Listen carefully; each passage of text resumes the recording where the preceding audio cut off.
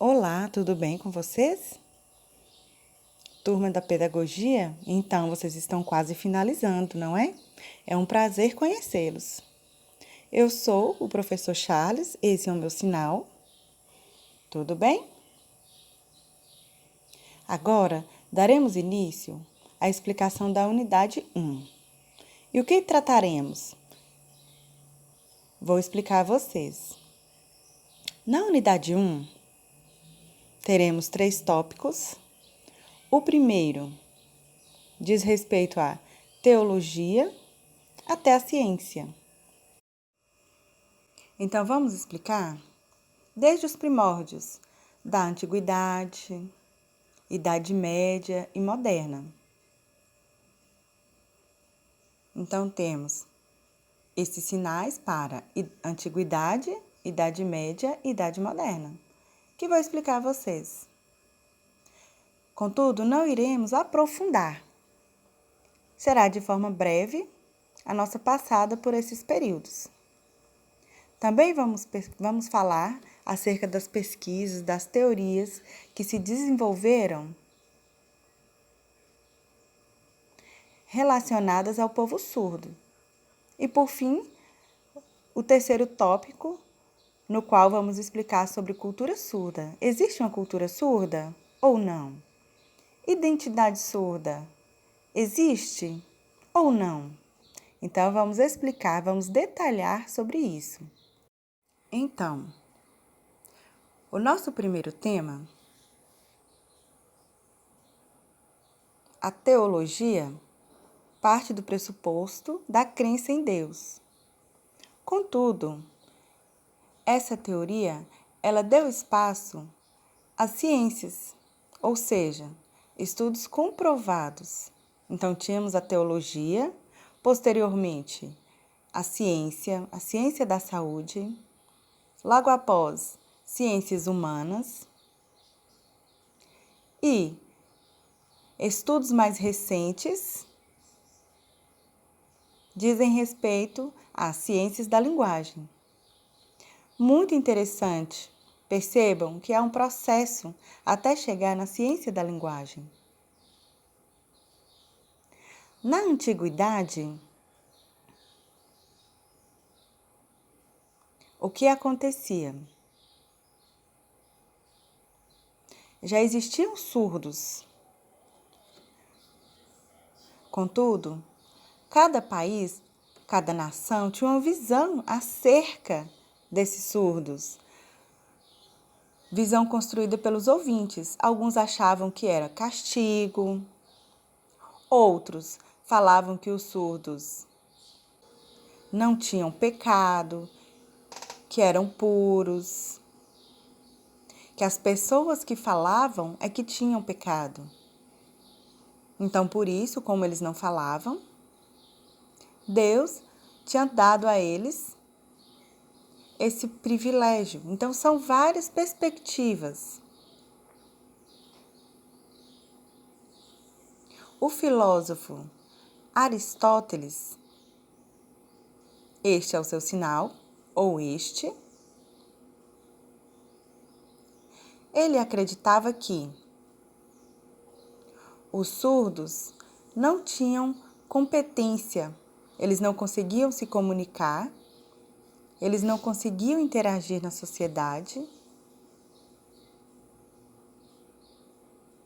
Então, como não ouviam, as pessoas, assim como Aristóteles, criavam teorias que se disseminavam.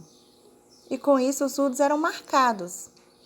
E nessa perspectiva, os surdos não tinham competência. Isso na Idade Antiga. Vejamos posteriormente, a partir do próximo slide. Vou explicar para vocês a perspectiva na Idade Média. Continuou a mesma linha, os mesmos problemas da Idade Antiga, da Antiguidade. Nesse período, as famílias que tinham filhos surdos não davam a esses filhos o direito de receber herança. Eles não podiam receber herança. Eles não sabiam ler, eles não sabiam escrever. E quando esses filhos surdos cresciam, eles não podiam casar. Então, vários eram os problemas nesse período. Posteriormente, na Idade Moderna,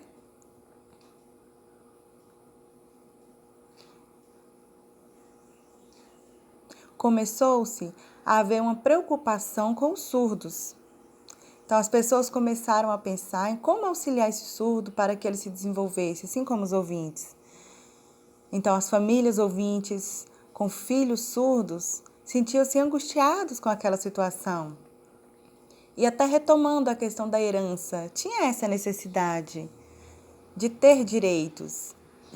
Começou-se, então, a procurar professores para ensinar esse filho surdo, para que ele se desenvolvesse.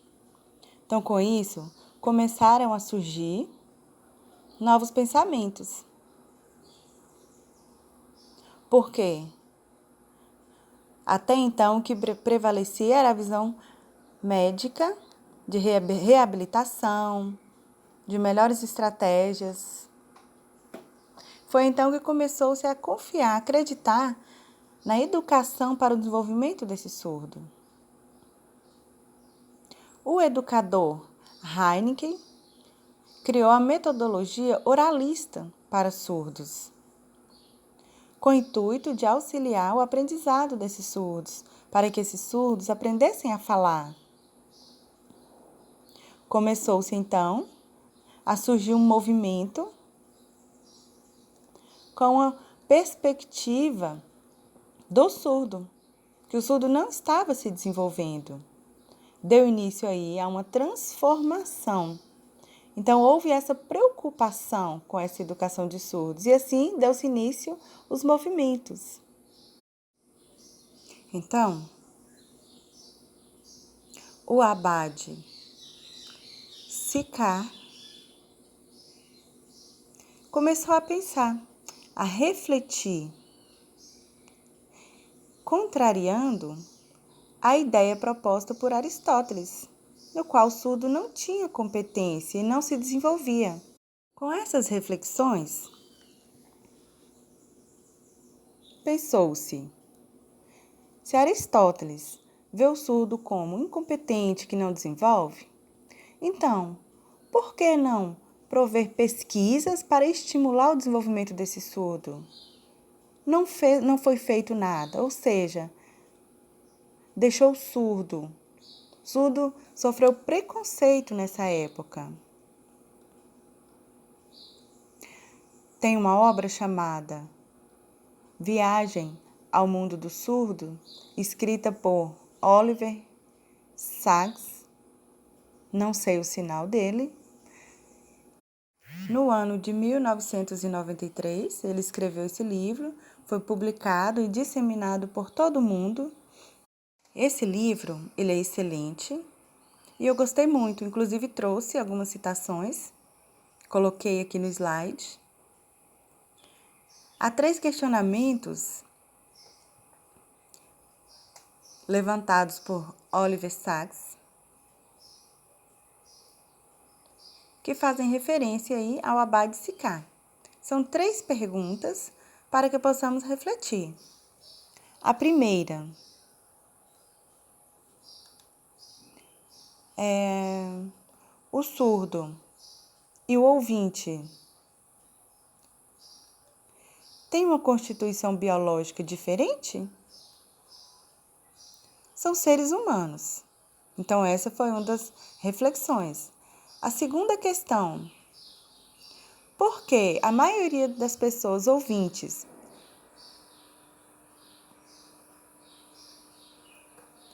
não se comunicam com os surdos? E terceiro, por que os ouvintes sempre pensam que estão além, que são superiores aos surdos? Então, com essas reflexões, houve um impacto E com isso começou-se a modificar a percepção relacionada às pessoas surdas. Em 1957, o professor Charles Michel Lepé, este é o sinal,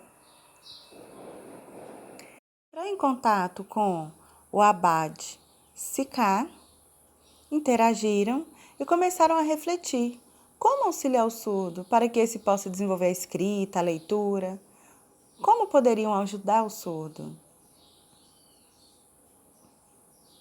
Então, ao refletir sobre duas crianças, duas irmãs que eram surdas, que utilizavam sinais para comunicar de forma natural,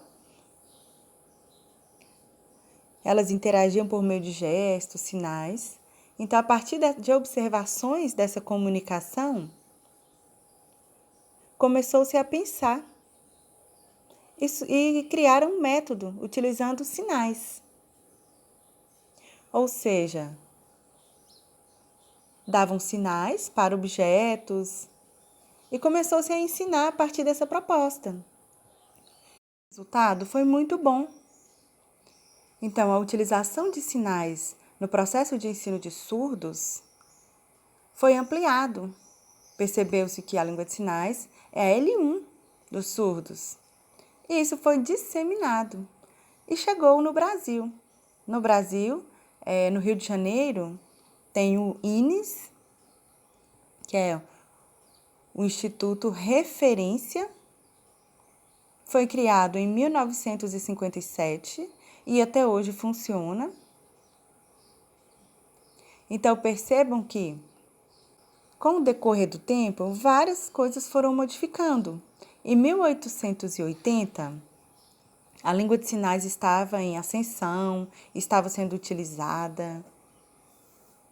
Foi então que teve um congresso e a lei proibiu-se a utilização dessa língua de sinais e impôs-se a oralização. Houve a votação e, ao final, a língua de sinais foi proibida. E começou-se a disseminar por todo o mundo que não poderiam utilizar essa metodologia. Os professores não mais poderiam utilizar essa metodologia. E com isso, a língua de sinais estava enfraquecendo. Muitos anos após, 100 anos, foi que a língua de sinais retomou. A comunidade surda, naturalmente, ela usa a língua de sinais. Contudo, como a comunidade ouvinte majoritária, detentora do poder, obrigou a comunidade surda a utilizar a oralização, esse processo perdurou-se durante muito tempo. Os surdos eram oralizados. Nas escolas, essa era a metodologia. Já em casa, com os amigos, eles utilizavam a língua de sinais. Porque a língua que lhes trazia conforto, a língua natural. Então, na escola, continuava-se com a metodologia oral. E fora, utilizava-se a língua de sinais. E com isso, essa língua de sinais ela foi ampliando. Nos Estados Unidos, William Stoker, este é o sinal, trabalhava em uma universidade no campo da linguística. Então, ele começou a perceber que a comunidade surda utilizava muito a língua de sinais e começou a teorizar isso, que a língua de sinais é uma língua efetivamente ou não. Então, acreditava-se que as pessoas, ao nascerem, tinham uma linguagem inata. Independente do lugar onde nascesse, por exemplo, no Japão, a aquisição seria natural. Na Alemanha, a aquisição seria natural, a aquisição da língua. Então, nos estudos de Chomsky e Saussure, trazem essas teorias a respeito da linguagem. E, até hoje, não comprovou-se que uma teoria é maior que a outra. Não, pelo contrário, essas teorias, elas se encaixam perfeitamente no que diz respeito aos estudos da língua. E com a língua de sinais também é assim. Em relação à linguagem humana, o cérebro do surdo é apto a desenvolver uma linguagem. Basta que haja o ensino, o estímulo, assim ele irá desenvolver. Assim como as pessoas desenvolvem a língua oral ou língua de sinais, o surdo vai desenvolver uma língua. Então, aqui nós podemos trazer a teoria de Chomsky e Saussure. Então, já falamos a respeito da antiguidade, Idade Média, Idade Moderna. Agora vamos falar sobre a contemporaneidade. Então, nós temos duas perspectivas. Chomsky e Saussure. Esses são seus sinais, respectivamente. Chomsky e Saussure, ok? Eles são famosos mundialmente por suas pesquisas. Saussure pesquisa o estruturalismo. E a partir dos seus estudos, todas as línguas têm uma estrutura. Por exemplo, a língua japonesa, árabe.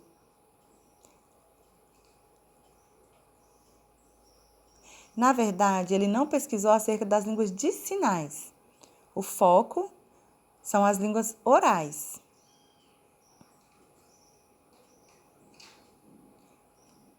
Seus estudos foram desenvolvidos aproximadamente em 1957.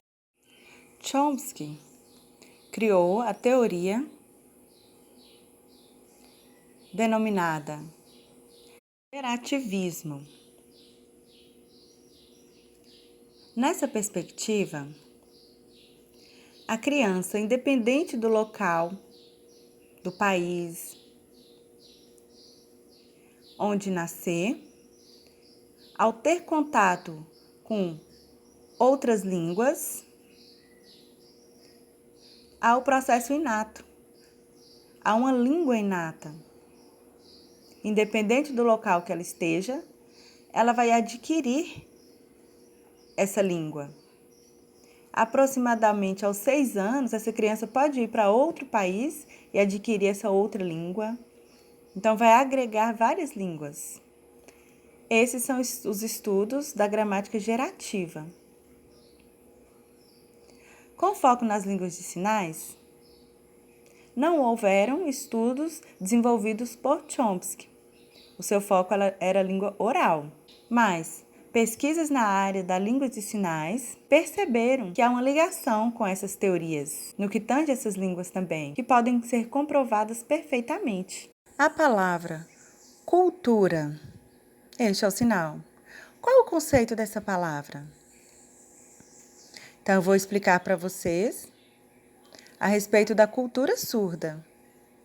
Mas, primeiramente, vamos nos ater ao conceito de cultura. A cultura é algo que surge naturalmente. Vou mostrar para vocês um exemplo. No sul, em Porto Alegre. Aquela região, a maioria das pessoas gostam do chimarrão por causa do clima, devido ao frio e também pelo efeito tranquilizante. E isso é natural, surgiu ali e se desenvolveu. No norte, nós temos a Bahia. A maioria das pessoas são negras e eles gostam de acarajé. E por que eles gostam? Veio da onde? Qual a história? Então, está vinculada à história dos escravos, os negros não tinham o que comer e, devido à fome, procuravam utilizar o que tinham ali para fazer as suas comidas. Então, tinha feijão, eles amassavam e faziam ali a sua comida. E deu origem ao acarajé. Então, percebam que houve uma influência e se desenvolveu. Isso faz parte da cultura. Então, temos atualmente a cultura surda. Nós surdos, a comunidade surda, minoritária, precisa de estratégias para fazer parte da comunidade majoritária, para adentrar esse mundo oral. Então, nós temos o nosso jeito, nós somos visuais e sempre temos que ter estratégias para adentrar a comunidade ouvinte. Por exemplo, é importante que o surdo aprenda a falar. Outro exemplo, é importante que o surdo aprenda a língua de sinais e, a partir dela, crie estratégias para comunicar com o ouvinte. Então, percebam que são estratégias de vida. Então, o surdo ele precisa trabalhar, ele precisa cuidar da sua família, tudo isso é importante. Então, esse jeito, essa forma que nós surdos desenvolvemos de forma natural, diz respeito à cultura. Então, essa minimização dos problemas, resolver os problemas, faz parte da nossa cultura. Então, são características da cultura surda, do povo surdo. Primeiro, a experiência visual. Segundo, o desenvolvimento linguístico. Terceiro, a família. Quarto, literatura surda. Quinto, vida esportiva, artes visuais, políticas e, por fim, materiais. Essas características, esses elementos que compõem a cultura surda. Contudo, o principal, o mais forte a ser evidenciado é a experiência visual. Há também a literatura surda, política e artes, mas a experiência visual é primordial. E por que a experiência visual é primordial? Por exemplo, quando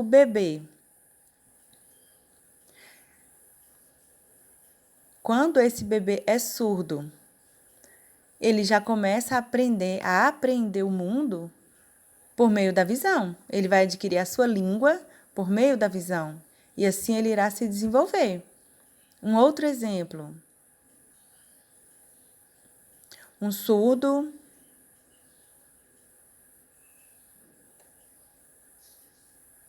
vai levar uma mulher a um restaurante. E ali será um jantar à luz de velas. Como será essa comunicação? Será complexo, não é? Então, é necessário que haja ali a luminosidade para favorecer a comunicação. Então, percebam que aqui a experiência visual é a principal característica. Então, o livro da autora Karin Strobel vem explicar, conforme você pode ver no slide, a imagem da flor com as mãos. Vem falar sobre a cultura surda, os elementos que constituem essa cultura. Então, eu vou explicar de forma resumida cada um desses elementos.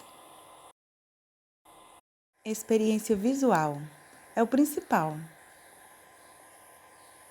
É a partir desse que o surdo adquire conhecimentos. A literatura surda. Como se dá? em vários espaços, associações, comunidade surda, contexto escolar, por meio de contação de histórias, piadas, poemas. E também pode acontecer, por exemplo, com o professor utilizando livros de ouvintes, por exemplo, Três Porquinhos. Ele pode contar essa história para os surdos, para que os surdos conheçam também essa história.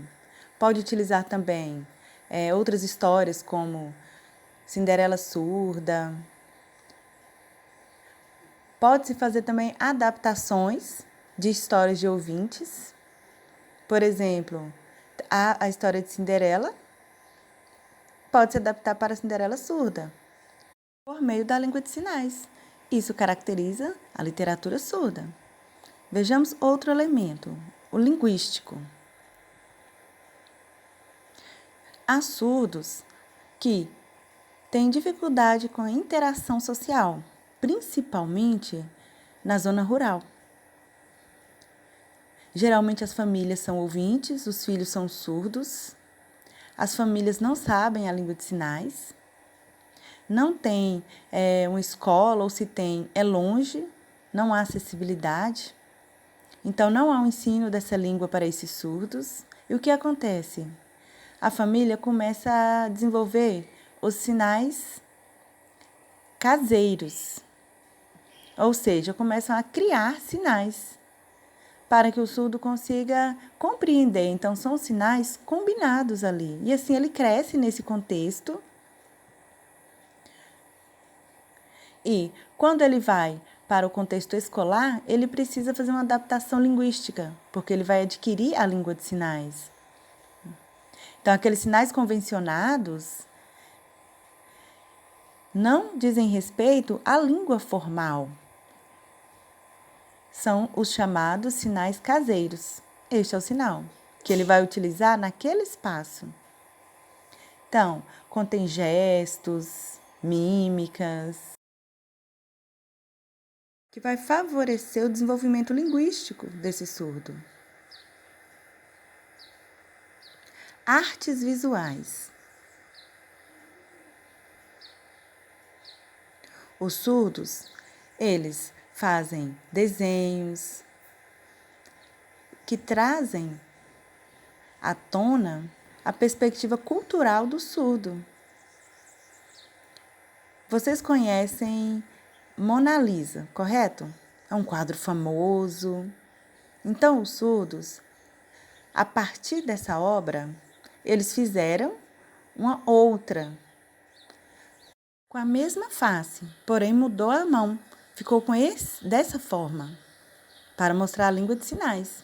Isso faz parte das artes visuais. Há também o teatro. O teatro, ele pode ser feito por ouvintes e surdos, utilizando a língua de sinais. Então, o teatro faz parte das artes visuais. Há o artefato político. Os movimentos surdos representam esse artefato, porque diz respeito às lutas, na busca por legislações, acessibilidades relacionadas aos surdos. Temos as associações, a FENEIS e outras instituições, como, por exemplo, a Confederação Desportiva, que está vinculada, e também órgãos relacionados à educação, que lutam pelo direito dos surdos. O artefato vida social e esportiva diz respeito à vida do surdo. Por exemplo, normalmente o surdo vai em shopping, cinema, ele tem uma vida social. Ele pode se casar com pessoas ouvintes, que saibam a língua de sinais, ou, se preferirem, fazer a leitura labial, ou seja, é a vida normal que o surdo leva, assim como o ouvinte. Por exemplo, no esporte é necessário que sejam feitas adaptações. Por exemplo, substituir o som do apito por bandeiras. Então, não há barreiras, não há limitações. Assim como os ouvintes, os surdos se desenvolvem socialmente. Com relação aos materiais, dizem respeito à acessibilidade. Antigamente não havia acessibilidade. A maioria dos surdos utilizavam o TDD. que era uma espécie de telefone, no qual era digitada a informação e havia essa troca de informações. Contudo, caiu em desuso. Há novas tecnologias, hoje temos celular, temos WhatsApp. Na televisão, podemos ver ali a janelinha, a janela do intérprete, que diz respeito a um material. É uma tecnologia de acessibilidade. E, por fim, o último, o artefato familiar. Por exemplo, nas famílias de ouvintes com filhos surdos, é diferente das famílias de surdos com filhos surdos.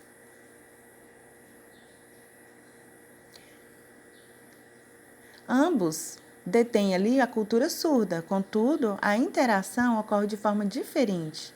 Na família de ouvintes, vai depender do interesse pelo aprendizado da língua de sinais, pelo estímulo, ou pela língua de sinais, ou pela oralização.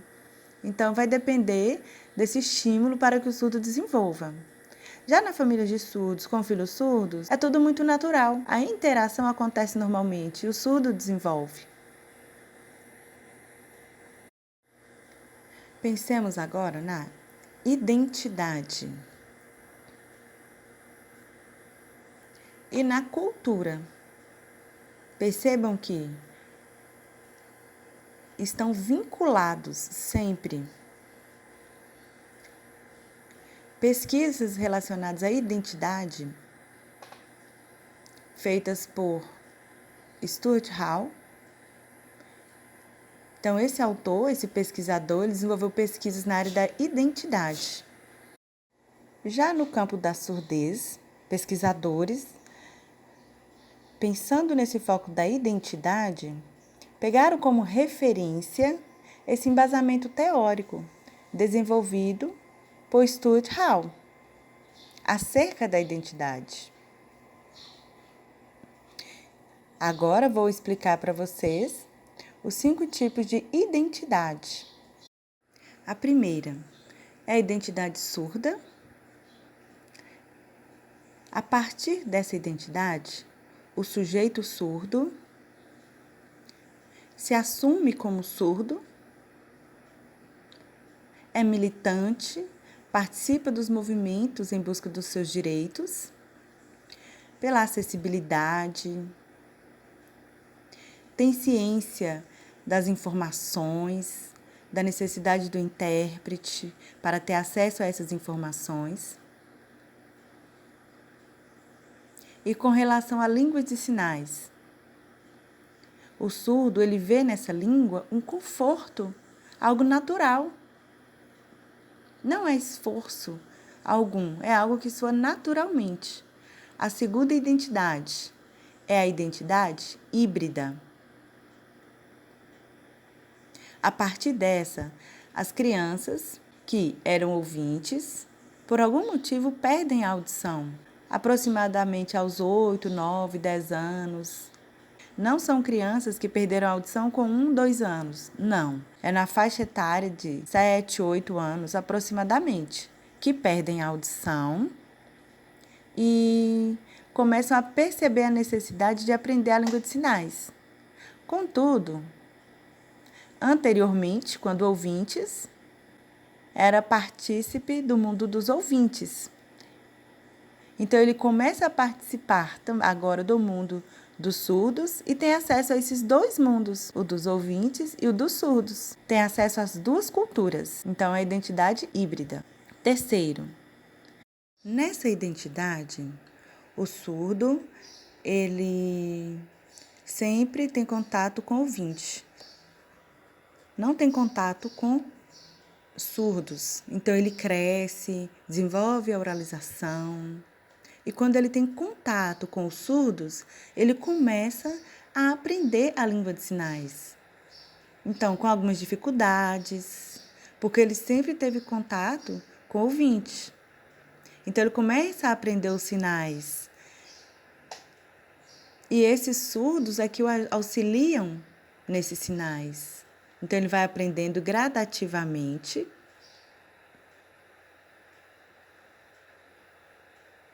E com isso ele pode desenvolver, aceitar-se como ser surdo e desenvolver uma identidade surda ou não.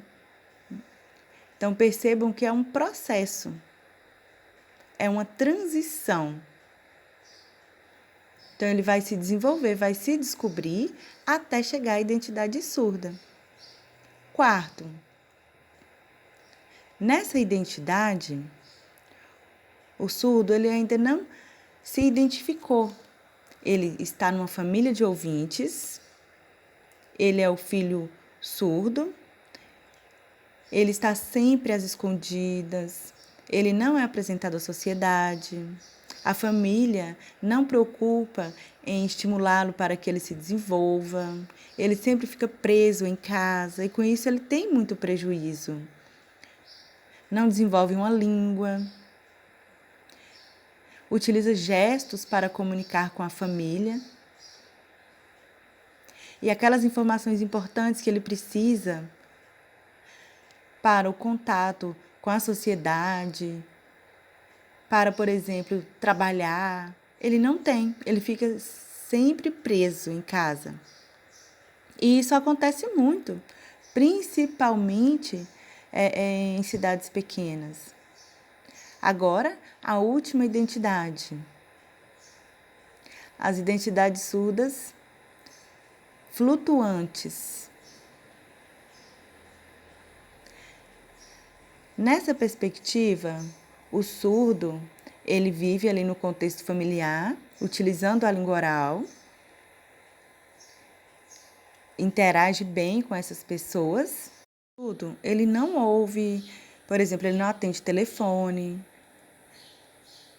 Se as pessoas gritam, ele não ouve. Então, geralmente, ele usa aparelho auditivo para tentar fazer com que tenha uma vida mais normal. Nessa identidade, a flutuante, ele não utiliza a língua de sinais, ele utiliza a oralização, e isso acontece muito no contexto social. Ele tem uma vida, desenvolve-se normalmente, interage, mas vai depender do ouvinte, porque às vezes é preciso falar mais devagar para que o surdo consiga fazer a leitura labial e assim ter uma vida normal.